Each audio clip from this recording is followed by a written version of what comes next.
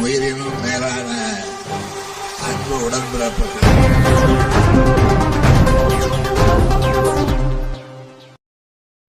பொள்ளாச்சி அருகே ஒடையகுளம் பகுதியில் சூறைக்காற்றால் சேதமடைந்த வாழை தோட்டங்களை வீட்டு வசதித்துறை அமைச்சர் முத்துசாமி ஆய்வு மேற்கொண்டார்.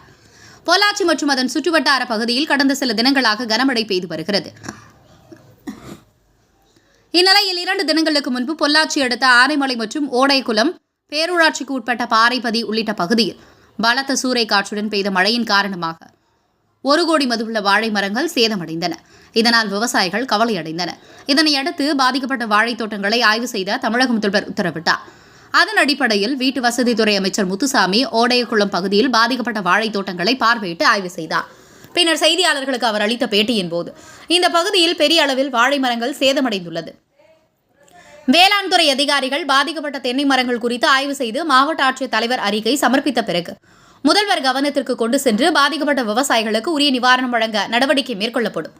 மேலும் வாழை பயிர்களுக்கு இன்சூரன்ஸ் பெறுவதில் உள்ள சிக்கல்களை களைந்து அதிகாரிகளுடன் பேசி இன்சூரன்ஸ் பெற்றுத்தரவும் நடவடிக்கை எடுக்கப்படும் என அமைச்சர் ஆனைமலை உப்பாற்றங்கரையில் ஆகாய தாமரை ஆக்கிரமித்துள்ள ஆற்றை பார்வையிட்டார்.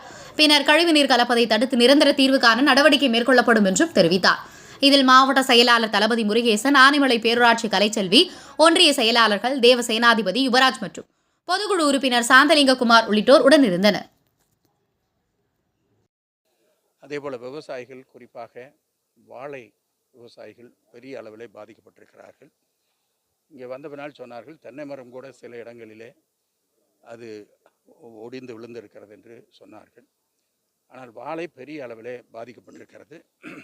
அதற்கும் மாவட்ட ஆட்சித்தலைவருக்கு இங்கே இருந்து மனுக்களை இப்பொழுது அனுப்புகிறார்கள். அதற்கு இது இந்த சேதாரம் இப்பொழுது ஏற்பட்டிருக்கிற காரணத்தால் உடனடியாக அநேகமாக அதற்கு நடவடிக்கை மாவட்ட ஆட்சித்தலைவர் எடுப்பார் என்று நாங்கள் நினைக்கிறோம். ஒருவேளை அதில் ஏதாவது காலதாமதம் ஏற்பட்டால் கூட 4ஆம் தேதிக்கு பின்னாலே அதை பற்றி விரிவாக மாவட்ட ஆட்சித்தலைவரோடு பேசி இந்த இடத்தையெல்லாம் காட்டி அந்த உரிய நஷ்டீடு அவர்களுக்கு கிடைப்பதற்கான ஏற்பாடு செய்யப்படும். அது மட்டுமல்லாமல் இந்த இன்சூரன்ஸிலே ஒரு பெரிய சிக்கல் இருக்கிறது. அதை பற்றி இங்கே சொன்னார்கள். அதற்கு முன்னாலேயே கூட ஒரு 5-6 வருடத்திற்கு முன்னாலே அந்த இன்சூரன்ஸ் நட்ஸை பற்றி நாங்கள் பேசுகிற பொழுது சில தடைகள், அதில் பெரிய பயன் இருப்பதாக இல்லாமல் இருந்தது. எனவே அதையும் கூட அரசு சார்பாக தெளிவாக பேசி என்ன மாதிரியான நடவடிக்கை எடுக்கலாம் என்பதை பற்றி நாங்கள் ஆலோசித்திருக்கிறோம். மாண்பு முதலமைச்சர் அவர்களுக்கு இன்றைக்கு நாங்கள் இந்த செய்தியை சொல்ல வேண்டும். அதற்காக அவர்கள் என்ன நடவடிக்கை எடுக்கிறாரோ அந்த நடவடிக்கையை அவர் எடுப்பார் என்பதை தெரிவித்துக் கொள்கிறேன். உயிரினும் மேலான அன்பு உடன்பிறப்புகள்.